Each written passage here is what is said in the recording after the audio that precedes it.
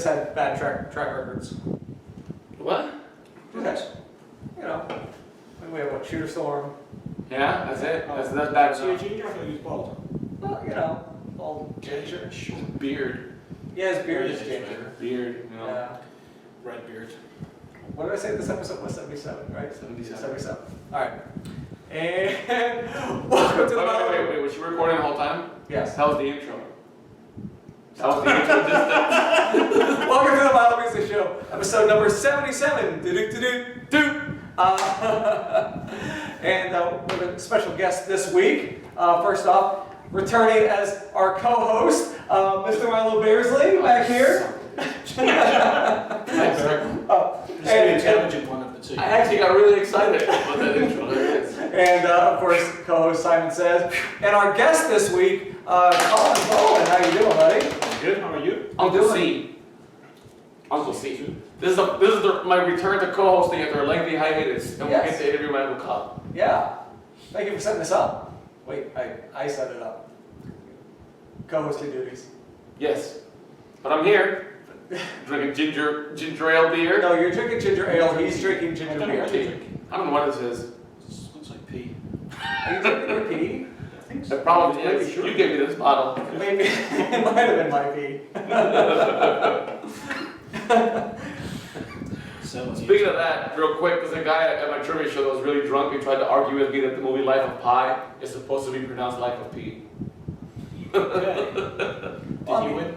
No. Sure it wasn't him? He's the same guy that I asked, what's the 26th letter in the national anthem? He's like, how's anybody supposed to know that? Like, knowing the national anthem and counting, it's the word the, by the way. Which national anthem? The American. Yeah. You see you weren't specific. I watched. Did you watch Disney Recess, the national anthem on the Disney show Recess? Am I the only one who watched the Disney show Recess? Which is probably why it's not on the air anymore. The national anthem for never mind. Anyway, Is that anything like the planets on Blue's Clues? Yes. I didn't watch Blues. Or the countries of the world in Animaniacs. You all need to applause for Joe. Holy cow, this is where I'm having three completely different spectrums of TV. So why are we here? we're here to talk to you. A lot of our fans of the Milo Beasley Show, both of them, are Sitting next to me. We're here. are wrestling fans, and you were the editor of WCW magazine. Yes. And in charge of merchandise. No. No? In the UK. In the UK? But kind of. But no. My official title was publisher, owner, editor-in-chief, and chief photographer of WCW magazine. How did that come? Like, how did and you actually did that while living overseas, not even being in the States. Total insanity. WCW had their magazine, which was done by the Aftermath Group, and eventually it just went away. It was finished. But before it finished, WCW came over to the UK to do some touring in the early 90s, and I'd been selling their merchandise, and Jim Barnett arranged to meet me in the most expensive fucking hotel I've ever been in my whole life. It used to be a hospital. But it's right there. It's right there in Kensington, and it's Knightsbridge, and right near the Palace. And it's about, back then it was probably like, I don't know, $800 a night. Mother nature. Jesus. And yeah, I mean, he's a great guy. Jim Barnett, awesome. And through him, met everyone else in WCW at the time, which it was fun. WWF was kind of like... That's old school, by the way.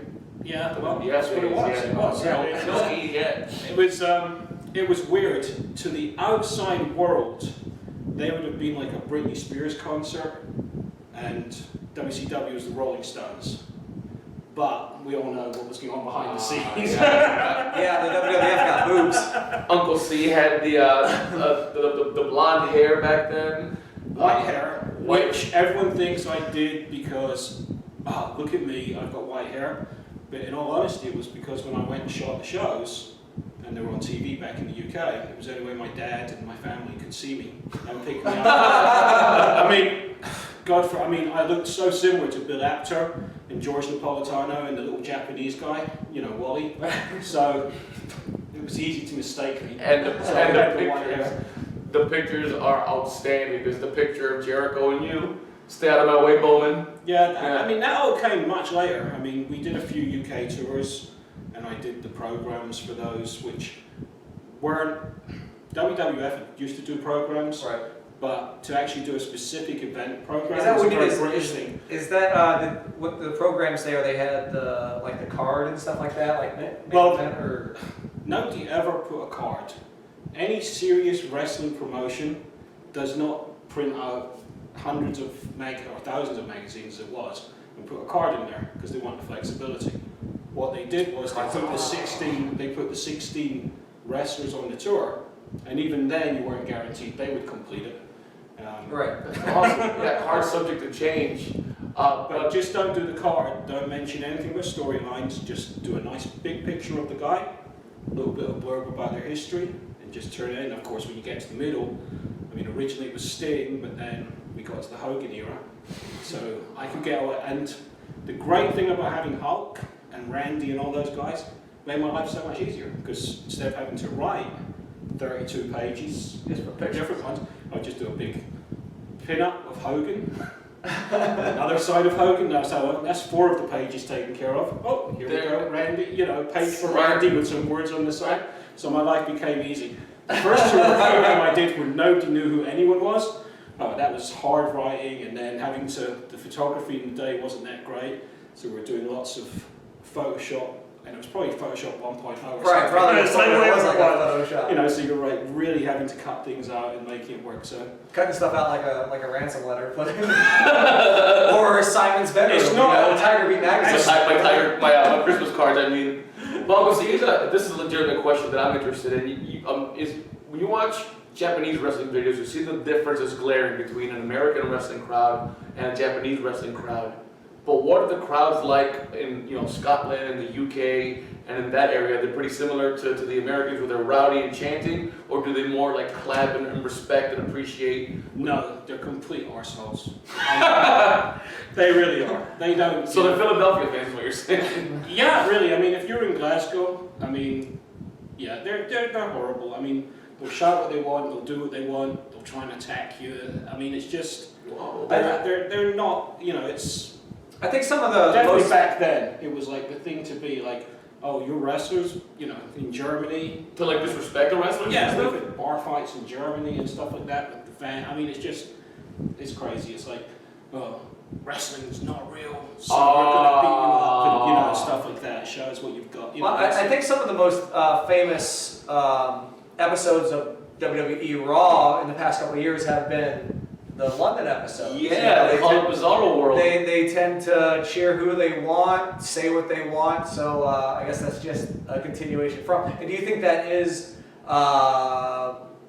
due to their history? Their like the football clubs. Soccer hooligans. Yeah, well, Football. yeah, I think at the time, That's right. I think at the time when UK first started getting the wrestling, they believed everything, and the only magazines you were getting was PWI and George Napolitano's mags. And then gradually in the early 90s, you'd start to get the tours. But before that, if you wanted to see WWF wrestling, you had to wait occasionally. Like, we had wrestling on every Saturday night around about 5 o'clock. So you get your football results, and then you get wrestling for an hour. Oh, wow, back to back. And, back in the day when in fact, here's a bit of a legend of me. My mum actually went into labour and her watcher broke at a wrestling show at Glasgow's Kelvin Hall with Mick McManus and Jackie Pallow going at it. And that was a Friday night wrestling in Glasgow, and she wouldn't leave until she'd seen the result. That is What a badass. freaking martyr she was. You didn't realise that they'd just probably been in Edinburgh the night before did the same thing for the last 6 months around the country, you know what I mean? But So yeah, so it's kind of in my blood or water or placenta. I don't know, whatever. It was a mess, I'm sure. So had wrestling run in your family then? Like, if No, mom my dad, was a- yeah, she liked it a lot. My dad was from Glasgow, and so Glaswegians go on day trips down to Blackpool. And Blackpool was a hotbed of wrestling because of the big fairgrounds. Hopefully Regal. Yeah, so they have, you know, He's a man. the Blackpool. So he would hang out with some of the old wrestlers like Burt Royal and his brother Vic and stuff. So that's how it, you know, they The just world- sitting there. Everyone just watched. I just remember everyone would watch wrestling on a Saturday night after the football results, and it was a huge thing. And So there was local wrestling then, not like World of Sports it was stuff? all done by the oh my god, Was it- the Crabtrees? The Crabtrees All Star. Everything on there was All Star Wrestling. This was before Rory Williams came along with his promotion, and you know you would have Big Daddy, Kendo Nagasaki, not that one, but Yeah. and he was and okay, so this is it. He's like the big heel. right? But I loved him, and so did everyone. And that's where it comes from. You root for the bad guy.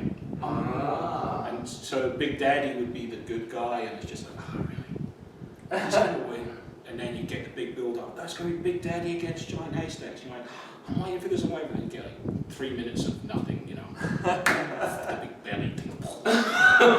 Just like, One of my matches. Yeah. But yeah, the world of sports stuff is like, because you know, Milo, not just because he's one of my best friends, one of the most well-versed guys, you know, he studies tapes and stuff like that, and I love World of Sport, Marty Jones, Bo Blitzer, and stuff like that, and those are completely different styles than what we're used to, the Hulk Hogan's, and those guys are and no disrespect to them, unassuming, frumpy little guys, and they're doing all these aerialistic and catch wrestling and shooting and... well, they're fun. I mean, they were definitely wrestlers. Yeah. They knew all the holds, they could do all the moves, and then you had some that had gimmicks, and you know, Yeah. that, like there was oh god, I can't remember his name, Ricky something. He would dance around like a belly dancer and stuff like that, but tough as nails. I mean, it's like, you know, and then you had Jackie Pallow, Mick McManus were your two mainstays, and then gradually they got replaced by Big Daddy and Giant Haystack. So it changed the whole. They went for the larger than life. But also at the same time, you had Davey Boy Smith, Dynamite Kid. Yeah. You had Regal, Brookside. You know, there Fit was Finley. a whole Finley. Yeah, and the Indian American assistant. So did you have a bond with those guys when you were on the road with them? Like, did you bond with the European guys?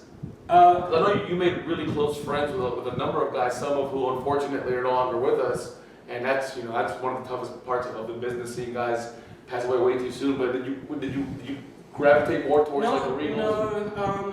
By the time like Regal, I actually got him hired by WCW. That's awesome. But nobody knows that because the Well, they do credit now. goes to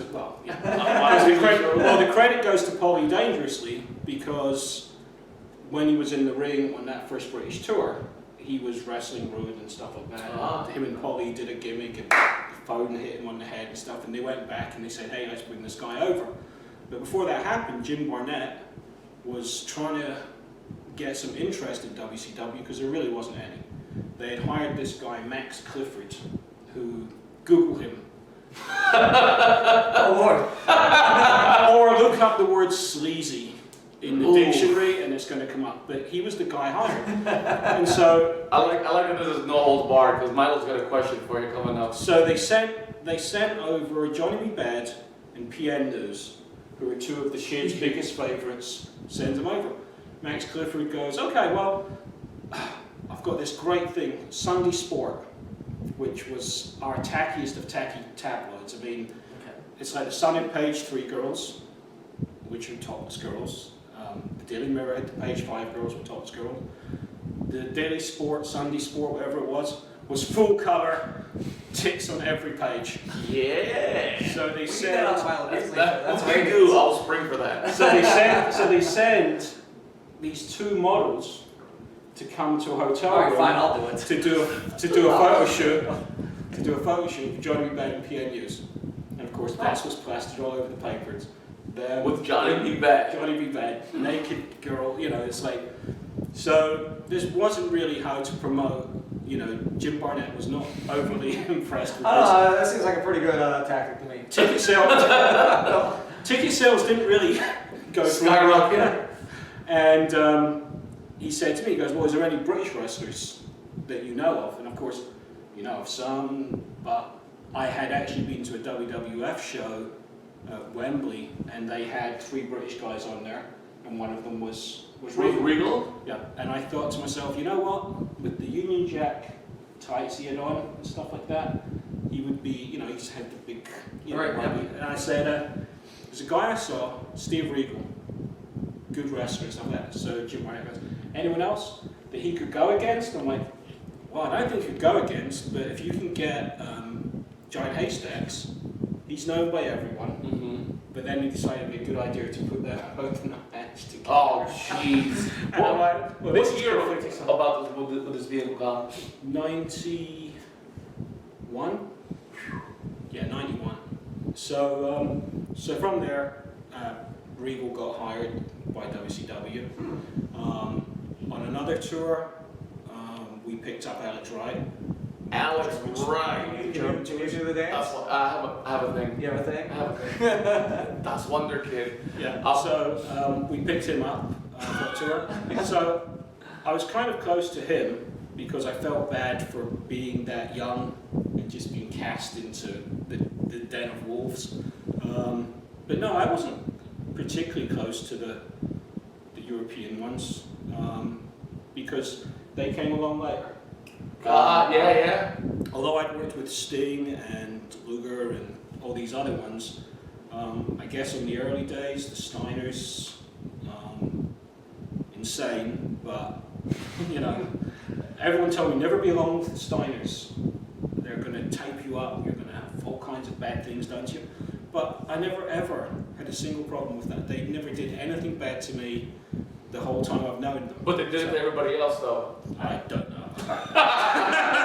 So speaking of craziness, not to change the subject completely, on a 0 to 100%,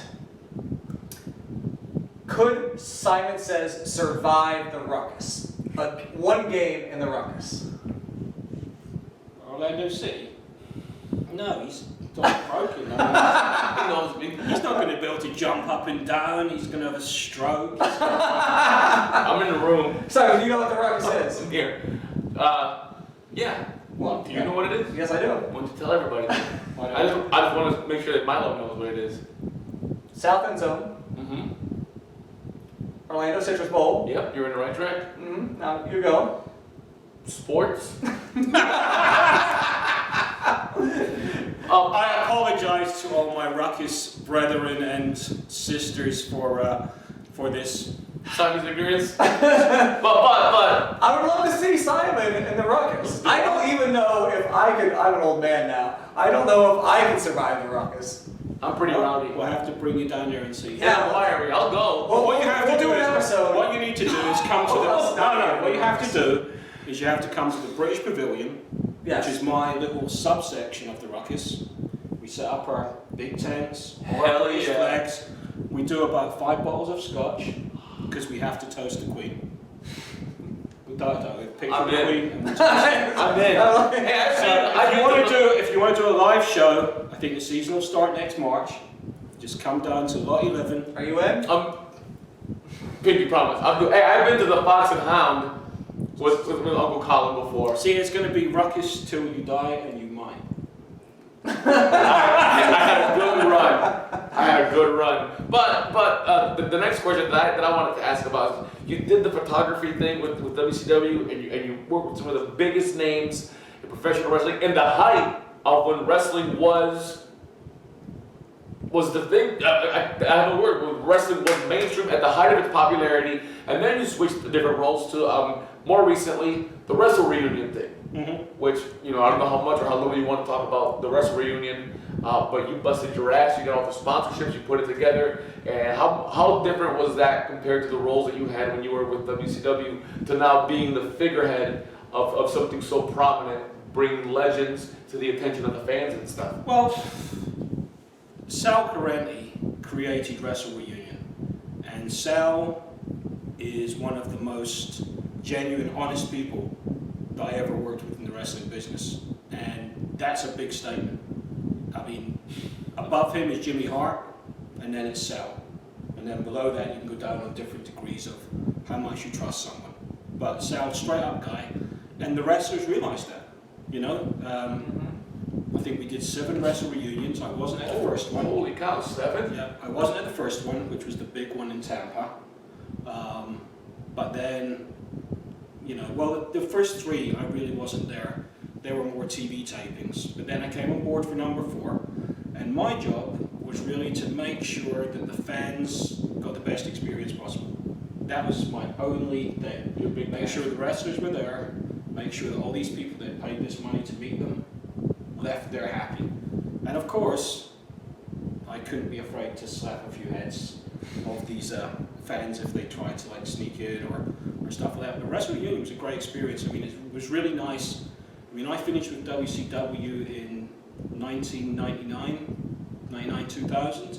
To actually get a chance to go back in 2010, 11, and see all these people again, you know. That's pretty cool. And, you know, it was nice. But in between there, remember, I did the XWF. And the show at the Hard Rock. Did the show, the Legends 605 reunion. Yeah, that was a lot of fun. I was Yes. I was an AP for that. Is that an ape? Because nothing changed. That's where your good friend Ron Nemi. Oh. I know your best friends with Ron Nemi. Yeah. I love you, Ron. I'm sure you're watching this. That's not what you really want to say to Ron, but you know, we'll be PC, right? He deleted me on Facebook. Oh, he did? He deleted me on Facebook. He writes to me occasionally he'll comment on something that he sees me comment to ask if I really hate him. But, No, really. what can I say? Like, you know, you're very hateable. But the Legend Show was a pretty cool show. I actually got to walk the Iron Sheik to the ring, not as a managerial role, but as a walker. I was That was the worst experience. I was a Kane, not Kane. I was a You were Kane? No, I wasn't Kane. I know I recognize the line there. I was a You look a Kane. lot taller. Let me just tell you about the WrestleMania. like the Iron Sheik. I love him, but he can barely walk when he shows up to this thing. So I have Volkov in the ring, and Sheik is just going to be on the outside. And the instruction is Sheik stays on the outside because we're running tape. We're doing this as live. And he can't get in and out of the ring? Fuck, everything goes on.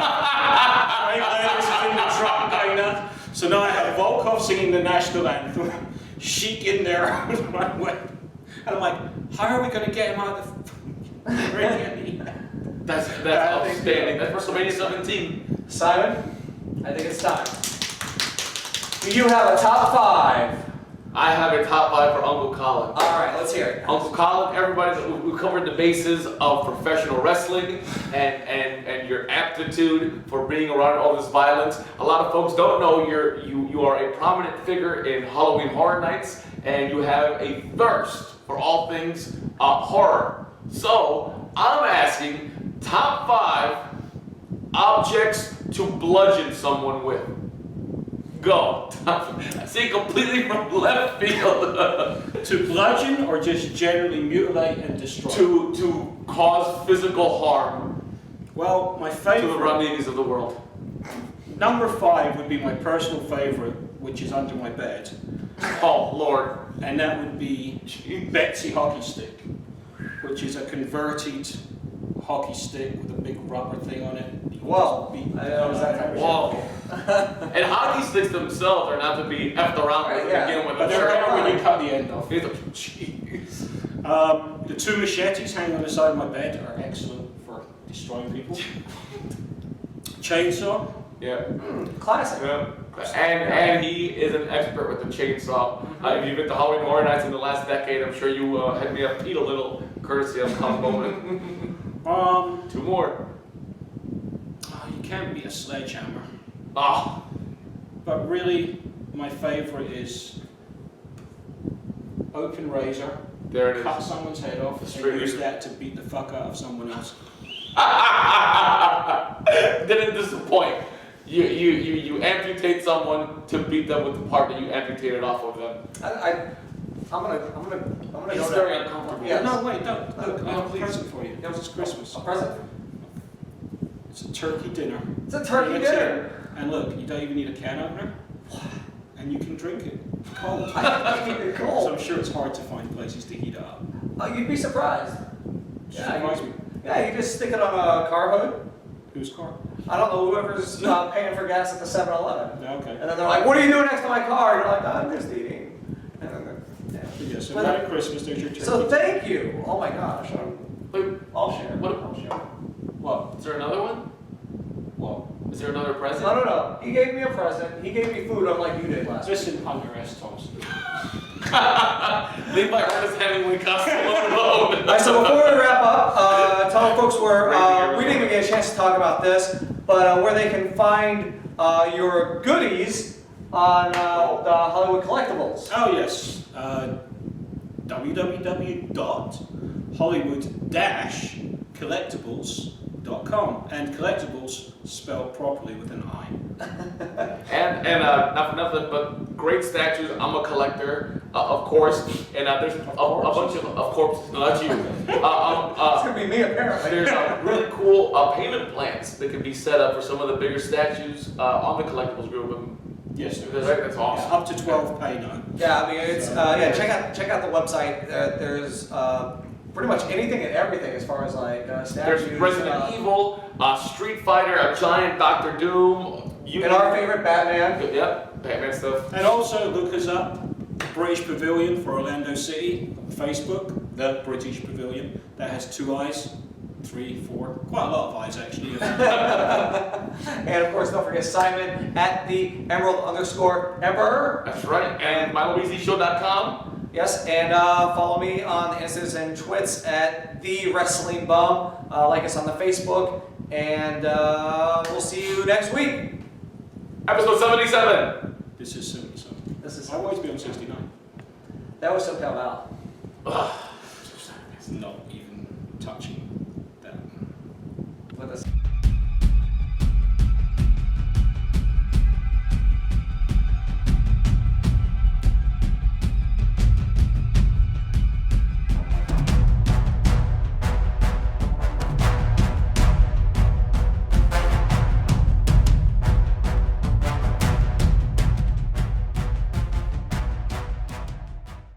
Yay, I'm entertaining.